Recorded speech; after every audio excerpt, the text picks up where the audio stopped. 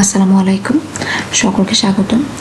আজকে আমরা endocrinology system আজ থেকে ইনশাআল্লাহ শুরু করতে যাচ্ছি। শুরু করব প্রথমে থাইরয়েড গ্ল্যান্ড দিয়ে। থাইরয়েড গ্ল্যান্ডের আজকে পড়ব হচ্ছে আমরা বেসিক অ্যানাটমি অ্যান্ড এমব্রায়োলজি, যতটুকু আমাদের জানা দরকার usmle এর জন্য। আর পরবর্তী ভিডিওগুলোতে হচ্ছে আমরা এক এক করে এর ফিজিওলজি, এর প্যাথোলজি এবং ফার্মাকোলজি নিয়ে ইনশাআল্লাহ জানবো এবং এক এক করে সবগুলো এন্ডোক্রাইন গ্ল্যান্ড শেষ করার ট্রাই করব। তো থাইরয়েড গ্ল্যান্ডটা কি? এটা বেসিক্যালি হচ্ছে একটা বাটারফ্লাই শেপ গ্ল্যান্ড, যেটা কিনা হচ্ছে আমাদের ট্রাকিয়ার সামনে থাকে। এর হচ্ছে আপনার দুইটা লোব থাকে, আর মাঝখানে যেই অংশটা দিয়ে হচ্ছে দুইটা লোব কানেক্টেড থাকে একটা সাথে আরেকটা, সেটাকে বলা হয় ইসথমাস। এই হচ্ছে বেসিক একটা স্ট্রাকচার থাইরয়েড গ্ল্যান্ডের, যেটা কিনা হচ্ছে আমাদের ট্রাকিয়ার সামনে থাকে। এখন থাইরয়েড গ্ল্যান্ডটা কিভাবে ফর্মেশন হয় সেটা যদি আমরা একটু দেখি। আমাদের যখন 24 to 28 ডে এমব্রায়ো, তখন হচ্ছে আমাদের নেক রিজিয়নের কাছে কিছু বালজিং দেখা যায়। এই বালজিংগুলো হচ্ছে বেসিক্যালি হচ্ছে এদেরকে বলা হয় ফ্যারেঞ্জিয়াল আর্চ। এই ফ্যারেঞ্জিয়াল আর্চগুলোকে যদি আমরা এই বরাবর একটা করোনাল সেকশন করি, তখন আমরা এখানে দেখতে পাই এই বাল্টিংগুলোর মধ্যে বাহিরের দিকে যে অংশটা সেটাকে বলা হয় ফ্যারেঞ্জিয়াল ক্লেফট, এবং ভিতরের দিকে যে অংশটুকু থাকে সেটাকে বলা হয় ফ্যারেঞ্জিয়াল পাউচ। আর এরা হলো ফ্যারেঞ্জিয়াল আর্চ। এই আমাদের ফার্স্ট এবং সেকেন্ড এবং থার্ড আর্চের মাঝখানে, বা বলতে পারি যে এখানে টিউবারকুলাম ইম্পার থাকে আর কুপুলা থাকে। এই টিউবারকুলাম ইম্পার এবং কুপুলার মাঝখানে হচ্ছে আমাদের একটা ডাইভার্টিকুলাম অ্যারাইজ হয়, যেটাকে বলা হয় থাইরয়েড ডাইভার্টিকুলাম। আর আমাদের এই ফার্স্ট আর্চের দিকে আমরা এই দুইটা যে ল্যাটারাল সোয়েলিং দেখতে পাচ্ছি, এরা হচ্ছে ল্যাটারাল টাং সোয়েলিং। তো এই টিউবারকুলাম ইম্পারটা বেসিক্যালি আমাদের প্রিমিটিভ ফ্যারিংসে শুরু হয়। পরবর্তীতে আস্তে আস্তে এটা হচ্ছে যত এমব্রায়োটার এজ বাড়ে, এই ইম্পারটা হচ্ছে এখান থেকে ধীরে ধীরে থাইরয়েড গ্ল্যান্ডটা ডেভেলপ করা, থাইরয়েড ডাইভার্টিকুলাম থেকে থাইরয়েড গ্ল্যান্ডটা ডেভেলপ করা শুরু করে। তো আমরা যদি এখানে দেখি আমাদের ফার্স্ট স্টেডে কী বলেছে, বেসিক্যালি আমাদের থাইরয়েড ডাইভার্টিকুলাম তো আমরা দেখলাম থাইরয়েড ডাইভার্টিকুলাম কোথায় অ্যারাইজ করে। তো thyroid diverticulum arises from floor of primitive pharynx and descends into the neck. Primitive ফ্যারিংসে শুরু হয় এর উৎপত্তি, এবং ধীরে ধীরে হচ্ছে এটা নেকে যত ফিটাসটা গ্রো করতে থাকে তত হচ্ছে নেক রিজিয়নের দিকে এই থাইরয়েড গ্ল্যান্ডটা ডিসেন্ড করতে থাকে। এবং এই থাইরয়েড গ্ল্যান্ডটা আমাদের টাঙের সাথে কানেক্টেড থাকে একটা ডাক্ট দিয়ে।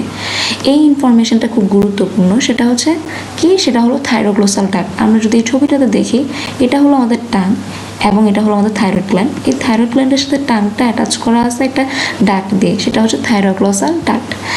এই থাইরোগ্লোসাল ডাক্টটা বেসিক্যালি আমাদের সবার থাকে না, এটা ইনভলিউশন হয়ে যায়।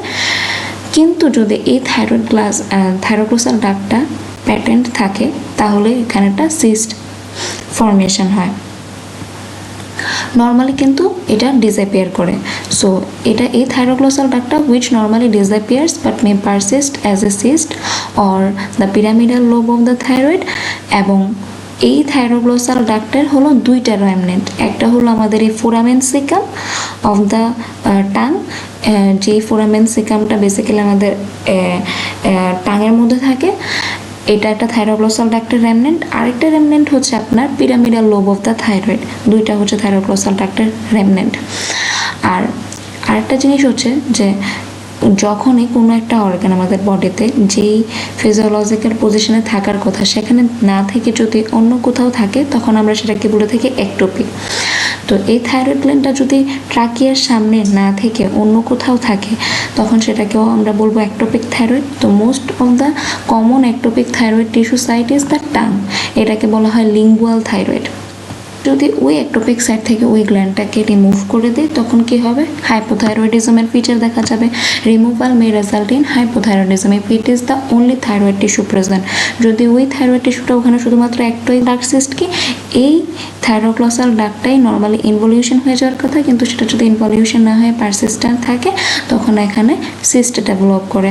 এবং এই সিস্টের একটা বৈশিষ্ট্য আছে, সেটা হচ্ছে আমাদের এটা একটা অ্যান্টেরিয়র মিড লাইন নেক মাস হিসেবে তো প্রেজেন্ট করবেই, অবশ্যই এটা মিড লাইন একটা সোয়েলিং হিসেবে থাকবে। তো মিড লাইন সোয়েলিং তো গয়টারও হতে পারে। তো আমরা গয়টারের সাথে থাইরোগ্লসাল ডাক্ট সিস্টের কীভাবে পার্থক্য করব, সেটা হচ্ছে এই অ্যান্টেরিয়র মিড লাইন নেক মাসটা সোয়ালোয়িংয়ের সাথে কিন্তু মুভমেন্ট করে। অথবা আমরা যদি বলি যে আপনি জিহ্বাটা বাহির করেন, বা প্রোট্রুশন অফ দ্য টাংয়ের সাথেও কিন্তু এই সিস্টটা কিন্তু মুভ করে। কেন মুভ করে? তার কারণ হচ্ছে এটা লিগামেন্টের জন্য। এই লিগামেন্টটার নাম হচ্ছে লিগামেন্ট অফ বেরি। এই লিগামেন্ট অফ বেরি থাকার কারণে আমাদের এই থাইরোগ্লসাল ডাক্ট সিস্টের সাথে আমরা নর্মাল গয়টারের ডিফারেন্সিয়েশন করতে পারি এভাবে যে আমরা রুগীকে বলবো যে আপনি জিহ্বাটা বাহির করেন। যদি জিহ্বা বাহির করার সময় এটা দেখলাম যে মুভমেন্ট করলো, বা ঢোক গেলার সময় যদি এটা মুভ করে, তাহলে আমাদের বুঝে নিতে হবে যে এটা থাইরোগ্লসাল ডাক্ট সিস্ট, নট গয়টার। আর এটা হচ্ছে অ্যান্টেরিয়র মিডলাইন নেক মাসের কথা, কিন্তু ল্যাটারাল নেক মাসও তো হতে পারে। ল্যাটারাল নেক মাস কোনগুলো? সেগুলো হচ্ছে এদেরকে আমরা বলি ব্র্যাঙ্কিয়াল ক্লেফট সিস্ট অথবা vocal sinus leading to pharyngeal cleft cyst in lateral neck. এটা হচ্ছে অ্যান্টেরিয়র মিডলাইন নেক মাস, আর ল্যাটারাল নেক মাস হচ্ছে pharyngeal cleft cyst or branchial cleft cyst. তো এখন অবশ্যই আমরা যদি এর হিস্টোলজি দেখি, এখানে আমরা অনেকগুলো ফলিকল দেখতে পাচ্ছি। এই ফলিকলের মাঝখানে যে পিঙ্কিশ যা দেখতে পাচ্ছি এদেরকে বলা হয় কলয়েড। এবং এই থাইরয়েডের হিস্টোলজিতে আমরা দুই ধরনের দেখতে পাবো, একটা হচ্ছে ফলিকুলার সারাউন্ডে থাকবে ফলিকুলার সেল, আর ফলিকলগুলোর মাঝখানে যে ইন্টারস্পার্সড হয়ে থাকে এগুলোকে বলা হয় প্যারাফলিকুলার সেল। প্যারাফলিকুলার সেলের কাজ হচ্ছে ক্যালসিটোনিন রিলিজ করা, যেটা ক্যালসিয়াম রেগুলেশনে আমাদেরকে হেল্প করে।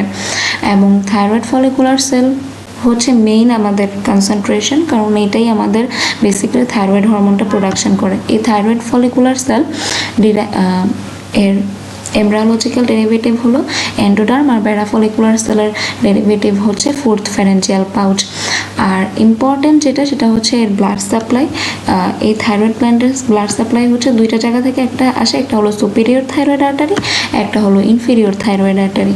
এই সুপিরিয়র থাইরয়েড আর্টারিটা হচ্ছে আমাদের এক্সটার্নাল ক্যারোটিড আর্টারির ব্রাঞ্চ, এবং আমাদের ইনফিরিয়র থাইরয়েড আর্টারি যেটা, সেটা হচ্ছে আমাদের বেসিক্যালি থাইরোসার্ভাইকাল ট্রাঙ্কের ব্রাঞ্চ। এবং এই থাইরোসার্ভাইকাল ট্রাঙ্কটা আমাদের লেফট সাবক্লাভিয়ান আর্টারির ব্রাঞ্চ।